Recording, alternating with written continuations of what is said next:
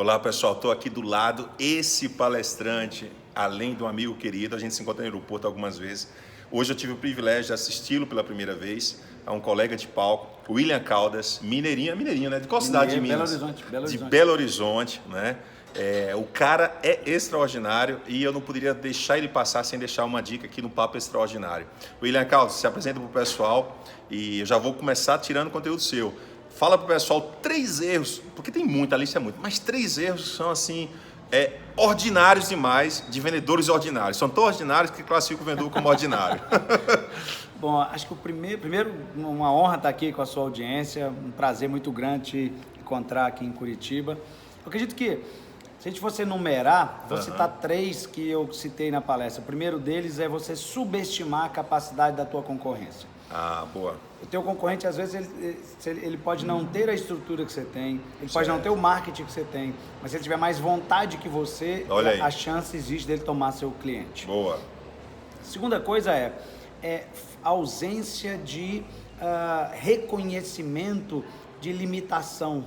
O que eu quero dizer com isso? Por exemplo, as pessoas falam assim, poxa, eu estou tendo muita objeção do cliente, como é que eu faço? Uma sugestão que eu estou dando cria na empresa um banco de objeções. Existem objeções que são previsíveis. São previsíveis, comuns. Existem as imprevisíveis. As previsíveis, se nós reunirmos, por exemplo, eu tenho um time de 10 vendedores. Pessoal, quais são as objeções previsíveis do nosso segmento? Então, você vai ter um mundo de objeção. Aí, a gente vai criar pelo menos 2 argumentações para cada objeção. Já deixar preparado. Cada vez que eu contratar um vendedor, eu vou falar assim para esse vendedor, rapaz, é o seguinte, o que é previsível no nosso segmento é isso aqui, ó, e dou a lista para ele. Cada vez que eu descobrir uma nova, o cliente também está inovando, ele inova na objeção. É verdade. Então ele traz uma objeção nova, a gente atualiza aquela base de objeções. É verdade. Então tem gente que não reconhece essa limitação. E pode até aplicar o Pareto, às vezes 80% das objeções são 20% de, às vezes talvez 3, 4 objeções ali, é responsável pelas 80% das objeções que você fala. Sim. E aí já prepara para ter a resposta, né? Sim. E o terceiro erro, eu estou lembrando aqui agora, que é a falta de vontade, de paixão por treinar. Boa, ele falou muito isso agora na palestra. Os vendedores, eles sabem, a nossa budget, a nossa matéria-prima não é produto, é conhecimento. Isso aí. Quando eu conheço com profundidade 2 coisas. Primeiro, dor do cliente. Ok. Quando eu estudo muito as dores que o meu segmento tem, eu tenho um segundo passo que é estudar as curas. As curas são os produtos e os serviços que nós vendemos. Certo. Agora, imagina que você está na frente de um especialista e ele está te falando sobre dor. O teu cliente está falando sobre dor. Você é o especialista. Na hora que você olha para a prateleira e fala assim, deixa eu ver qual dessas soluções eu ofereço primeiro. Eu sugiro sempre o seguinte, cura a dor que mais está doendo primeiro. Ok, boa. Por quê?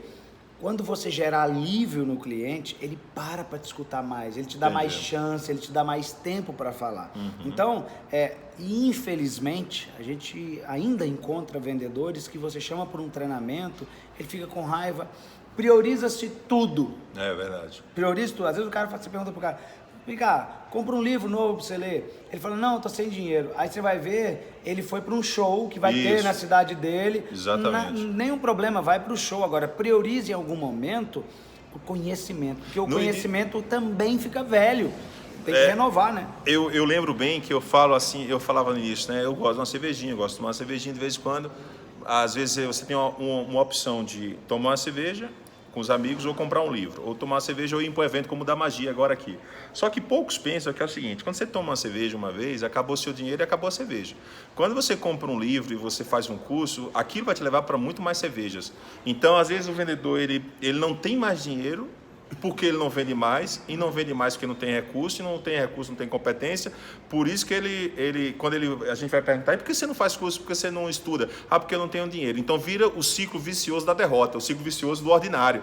O extraordinário, o que ele faz? Eu faço uma pergunta na palestra que é sempre assim, se você tivesse a certeza que vai ganhar R$1.000 de comissão agora, no final do mês a mais, quanto que você investiria do seu dinheiro? Não da empresa. Ah, não é colocar a nota do jantar que você foi com o cliente para a empresa, não, do seu dinheiro. Você compraria o que agora? Um computador novo, uma roupa nova?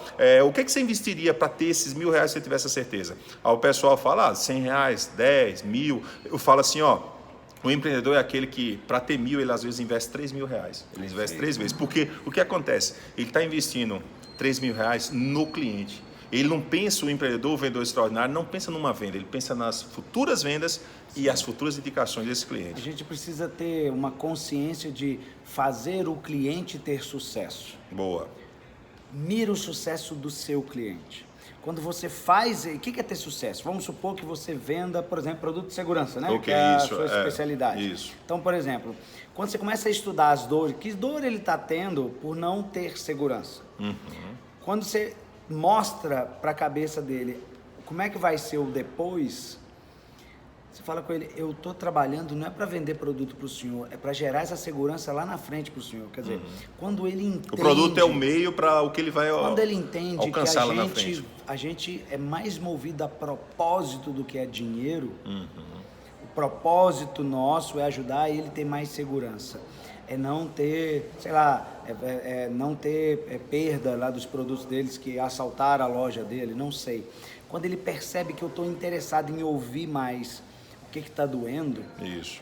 ele pensa, ele fala assim, cara, ele está preocupado com coisa que a maioria não está.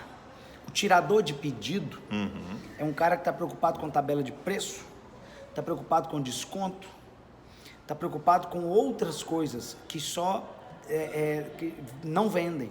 Né? Então assim, preço é um componente importante? Óbvio que é, não vamos ser hipócrita não, né? A tabela de preço, mas antes disso, você só deve tirar a tabela de preço, você deve falar de preço com o cliente quando você tiver mapeado absolutamente tudo. E não necessariamente, às vezes, não é num bate-papo rápido que você vai mapear. Às vezes tem situações que você vai precisar de conversar com a equipe dele. Isso. Vai ter situações que você fala assim, não, faz o seguinte, eu vou conversar com umas 3 lojas, com umas 3 unidades do senhor para entender o que está acontecendo. Ou seja, ele vai perceber o seguinte, gente, eu nem contratei e ele já está tendo trabalho, ele já está trabalhando para mim sem eu ter contratado. Quando esse cara percebe isso, ele fala assim, ele ou ela é diferente. Você falou de objeções. Uma objeção muito comum é o preço, né? No Brasil, o pessoal sempre chora por preço. Eu nunca vi em vendas, eu tenho 43 anos de idade, eu nunca cheguei no cliente para o cliente dizer, não vou comprar. Por quê? Não, porque você fez um preço baixo, só compra se você aumentar o seu preço. Você já ouviu isso? Não. Eu também nunca vou ouvir. Então, eu digo sempre assim, que quando o cliente fala seu preço está caro, né? O papel do vendedor extraordinário é fazer o cliente continuar a frase. É dizer assim, ó, seu preço está caro, mas vale a pena. Esse é o papel do vendedor extraordinário. A entrega de valor é tão alta que ele diz assim, ó, o vale a pena é justamente, ele está medindo o valor. Quando a gente fala que o preço está caro, ele está medindo somente o que vai perder, o que vai sair do bolso. Quando ele mede vale a pena, ele está medindo o pratinho do valor, está mais pesadinho para ele. Uma sugestão que eu vou dar para vocês é, primeiro, tem um colega nosso chamado César Frazão. César é maravilhoso. César Frazão, isso aí. César tem uma frase que eu adoro, ele fala assim, quando o cliente fala assim, tá caro, você fala para ele assim, olha, nada é mais barato por acaso. Nada é mais barato por acaso. E outra coisa, muita gente ouve essa frase é porque sacou o preço na hora errada. Isso. Então, aí você fala, mas o cara vai ficar numa ansiedade querendo o preço, se segura. Eu costumo falar que o diabo vai te atentar para você falar de preço antes da hora. É verdade. Não fale. Se ele falar comigo, William, mas eu preciso de ver esse preço. Se eu não ver esse preço, eu não vou comprar. Eu falo, então você não vai ficar sabendo, não. Fala, por quê? Porque não adianta. Dependendo do que eu falar pro senhor aqui, R$1 pode ser muito caro. Exatamente. Então, eu estou mapeando, eu estou entendendo onde é que está doendo. Eu estou fazendo o que a maioria dos meus colegas de outras marcas ou de outras empresas deveriam fazer com o senhor, que é entender a dor. Dor, meu amigo, quando você cura, tem gente do outro lado do mundo que vai comprar na tua mão. É verdade. Dor. Quando você não cura dor, o cara só vê preço. Quando você... Tem gente... Quando o cara é muito feliz na apresentação do produto e tudo mais, ele fala assim, eu não sei quanto custa, eu preciso disso. É verdade. Essa é a ideia. O Steve Jobs falava isso pro time dele. Ele falava assim, quando ele foi lançar o primeiro iPhone, tava demorando lançar, e o pessoal falou, vamos lançar logo. Ele falou, calma. Ele falou assim, gente, a gente vai criar um produto que quando o cliente bater o olho, ele vai falar assim, meu Deus, eu preciso disso. Quer dizer... o produto tem dor que o cliente não sabe que ele tem. Exatamente. Que nós, como vendedores, temos que apontar isso para ele. Exatamente. Ele vê a ponta do iceberg, ele vê a tosse. Às vezes ele só vê o final e não vê o que ele vê está a causando. tosse, eu tenho que mostrar para ele a pneumonia. Eu tenho que falar com ele, doutor, não adianta eu curar a sua tosse, semana que vem você tem lá de novo. Então essa é a ideia, quer dizer, então é muito baseado mais em valor, entregar valor, é o oceano azul, né? Quer dizer, é você estar em berço esplêndido da entrega de valor, óbvio.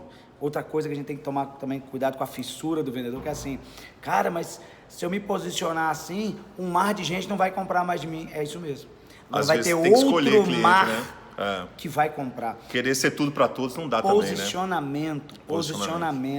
A gente mesmo, eu escuto às vezes, poxa, mas o fulano faz... Velho, é o seguinte... Eu falo, pessoal, eu digo assim, desculpa interromper, eu falo assim pro pessoal, às vezes o problema não é o preço, o problema é você justificar o preço que você cobra, e segundo, achar quem paga o seu preço. Sim. Porque às vezes o cara tá dando tiro no lugar errado. É nichar. E esse exercício a gente faz dentro da empresa. Quem é o nosso cliente? Eu costumo falar o seguinte, a gente fica muito preocupado em vender para cliente novo. Estuda a tua base de clientes. Quem são os caras que já acreditaram em vocês? Esses caras têm um padrão de comportamento. Quem são eles? Aí você fala assim, agora eu vou achar esse padrão em outros lugares. Tá entendendo? Isso. Quer dizer, então assim, eu falo a língua que ele entende. É porque essa dor desse cliente pode ser a dor do segmento. E às vezes tem um segmento do teu lado, um jardim cheio de tesouro, e você não está de olho. E você está desejando um jardim lá longe, distante, e quando na tua cozinha tem demanda. Quer ver uma carteira de cliente, pouca gente presta atenção, na carteira de cliente inativo. Quer dizer, por exemplo, pessoal que vende serviço de segurança. Quantos foram os clientes que nos últimos 12 meses cancelaram o contrato com você? Aí você pega e coloca, lista esses caras, pessoa jurídica, se for o caso. Aí coloca do lado qual era o valor da fatura dele comigo. Quando você somar isso tudo, olha, em 12 meses eu perdi 1.200 clientes que faturavam num total de 500 mil reais. Você fala, meu Deus, quer dizer, isso é caro, perder venda é caro. Aí você fala, o que eu tenho que fazer? Isso é uma justificativa até para quem fala assim, às vezes fala, treinamento é caro. Eu falo, o cara é perder venda. É verdade. Então, quando você pega aí, você fala, isso te dá um estímulo, você fala, deixa eu estudar os motivos que levaram esses caras a irem embora. Você vai descobrir, por exemplo, que você tem demanda para acertar de atendimento. Você tem demanda... quer ver uma coisa que muita gente em vários segmentos erram? Terceiriza sem treinar quem terceirizou. Isso é mortal. Então, por exemplo... Isso é mortal. Aí, quer ver uma justificativa? É justificativa de gente incompetente. Fala assim, o cliente errou, o cliente reclamou, você fala, desculpa, essa parte não é nosso, é porque a gente terceiriza. Ele não está vendo o terceiro, está vendo você. Então, assim, chama o jogo e treina a cadeia todinha de entrega, porque as pessoas estão vendo a sua marca. Outro dia eu estava no hotel, vou até dizer o hotel, não vou dizer hotel não, vou dizer que era em Ponta Grossa, um hotel do lado de um supermercado, um hotel bem legal que tem lá. E eu cheguei tarde da noite, palestrante chega às vezes 11h30 da noite, morto e cansado, às vezes meia-noite. E eu lembrei muito quando você falou que às vezes o vendedor está reclamando de crise, está falando que não tem venda, não tem nada, e um cliente chega faltando 10 minutos para a porta encerrar. Aliás, ele fala, né, que a porta, os caras começam a encerrar a porta do negócio meia hora antes, vai encerrando, vai encerrando, e aí quando o cliente chega tem que olhar por baixo da porta, pedir, e aí o vendedor fala, não, já estamos fechando. Eu cheguei no hotel e o restaurante fechava meia-noite, você sabe, né, que alguns hotéis fecham meia-noite, e eu lembro bem, eu pedi uma saladinha com um frango, para eu comer um peito de frango. Aí o cara falou assim, não podemos fazer. Eu falei, viu, mas como não dá para fazer? Eu vi aqui que você tem um X-frango, você tem um sanduíche de frango, e você tem salada que você vende separado. Aí ele falou, não, no nosso cardápio só tem salada com bife, salada com carne. Eu falei, tá, mas se você tem um frango grelhado, que põe num sanduíche, por que não colocar ele em cima da minha salada e cobrar o preço da salada de carne? Ele falou, não pode, porque nós não temos no nosso sistema esse código de produto. Aí eu fiquei rindo, né? Eu falei assim, caramba. Aí eu fui lá no cara do hotel e fui reclamar. Eu falei, cara, não custa nada você fazer. Ele falou, não, o restaurante não é nosso, ele é terceirizado. Olha o risco que é isso, né? Existem alguns combinados. Não existe, cara. Que você não pode abrir mão deles. Então, por exemplo, vamos pensar no que ninguém pensou. Quer dizer... Eu posso gente, o cliente vai comprar de quem dá alternativa para ele. Então, por exemplo, até tal hora eu preparo um prato. Passou dali, olha, eu tenho um prato pronto que eu vou botar num micro-ondas. Isso. Dê alternativa. Lugar que vai perder venda é assim, eu só recebo assim, eu só entrego assim. Aqui sempre foi assim. Tipo assim, eu só aceito cartão XYZ. Vai ter um que vai querer um outro cartão, você não tem. E aí tem cara que fala assim, mas a taxa desse é cara. Eu falo, você fez conta? Às vezes, qual que é o teu ticket médio? Aí você vai ver o ticket médio do cara é R$70. É ridículo, Aí você fala, quanto que é 2% de R$70, velho? Você acha que o cara não vai pagar? Pois é. Quer dizer, então, às vezes, o maior concorrente seu pode estar sendo você mesmo. Olha aí, pessoal. Entendeu? Quer dizer, pior do que perder para os outros, perder pra gente. Repete isso. Às vezes, o teu pior concorrente está sendo você. Legal. Pior do que perder para os outros é perder para a gente. Pela falta Show de de vontade, pela preguiça, entendeu? Então, cara, esse cara é agora, extraordinário, sou fã. O William Caldas, o irmão, a gente compartilha palco aí. O William, deixa eu ver se ele sabe o meu slogan. Eu não sei se ele me acompanha no meu Instagram. Seja extraordinário. Ah, sabe tudo. William, deixa teu Instagram, teu site pro pessoal te seguir aí também. William Caldas. O William Caldas é Instagram, o William Caldas é site, o William Caldas é Facebook, o William Caldas, 2 L's. Isso aí, pessoal. Um abração, fica na paz. Um abraço, tudo de tchau, bom. tchau, tudo de bom. Aí.